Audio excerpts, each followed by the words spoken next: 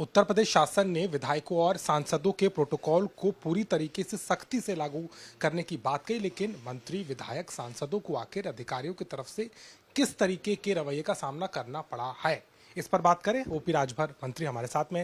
राजभर जी, कई शिकायतें विधायकों ने की थी। जब बैठकों में आप जाते हैं, किसी बड़े कार्यक्रम में होते हैं, कभी कुर्सियां बराबर की नहीं लगती, कभी वहां तौलिया नदारद होता है। अधिकारियों के इस रवैये को लेकर समिति ने सिफारिश की, बाकायदा इसके शासनिक आदेश दिए गए। आपको लगता है कुछ बदलाव उस स्थिति में है?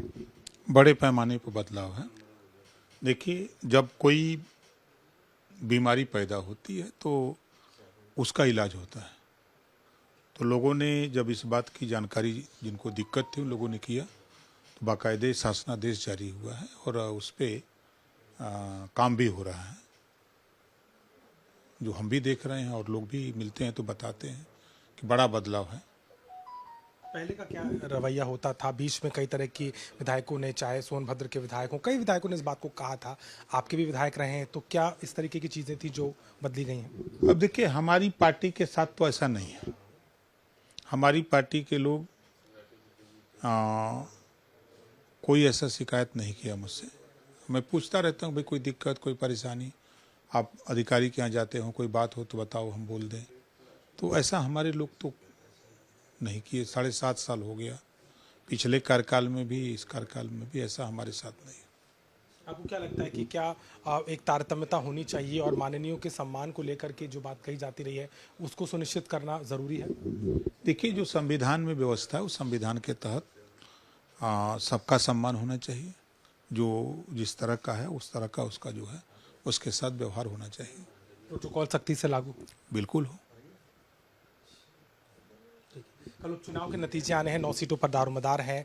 आप पूरी तैयारी के साथ आप लोगों ने चुनाव लड़ा, लेकिन एक बड़ा आरोप जो विपक्ष लगातार लगा रहा है कि पूरी ताकत लगाई गई और मतदान के दिन जिस तरीके की तस्वीरें उभरी, आप क्या मानते कल चुनाव के नतीजों में क्या चीज़ों का? देखिए, ये विपक्ष की हताशा और निराशा है।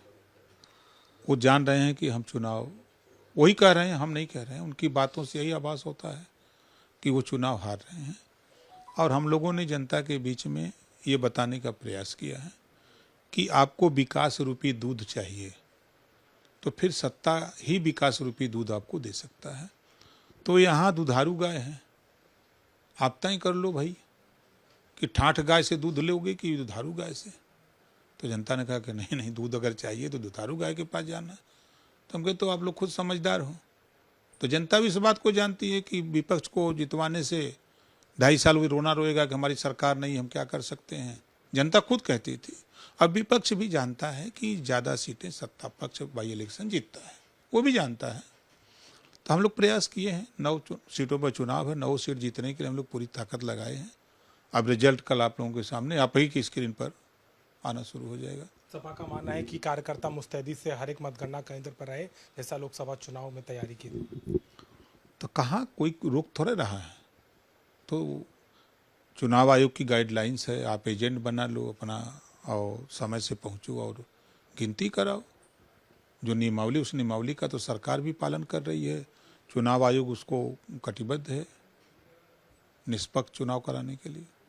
चूंकि हमसे बात करें तो कहीं ना किसी पूरे मामले को लेकर के अब संज्ञान लेते शासन के बाद अब तस्वीर बदलती नजर आती है। माननीय का प्रोटोकॉल हो या फिर जिस तरह की शिकायतें, कहीं ना कहीं उस पर अब सख्ती से आदेश को लागू करने की बात सामने आ रही है। लखनऊ से कैमरामैन रोहित के साथ अभिषेक मिश्रा, आज तक।